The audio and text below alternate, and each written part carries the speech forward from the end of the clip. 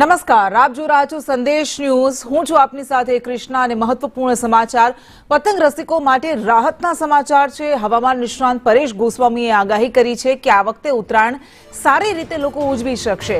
ઉત્તરાયણના દિવસે પવનની ગતિ અને દિશા યોગ્ય રહેશે। ઉત્તરાયણના દિવસે આકાશ સ્વચ્છ રહેશે। 25 થી 30 ડિગ્રી સુધી તાપમાન રહેશે। પવનની ગતિ સૌરાષ્ટ્રના વિસ્તારોમાં વધુ રહેશે। 20 થી 22 કિલોમીટર પ્રતિ કલાકની ઝડપ રહેશે તેવું પરેશ ગોસ્વામીએ કહ્યું છે। દિવસે ઘણા વર્ષ પછી સૌ પ્રથમ વખત એવું બનવા જઈ રહ્યું છે કે પવનની સ્પીડ અને પવનની દિશા છે એ ગુજરાત માટે ખૂબ અનુકૂળ રહેશે।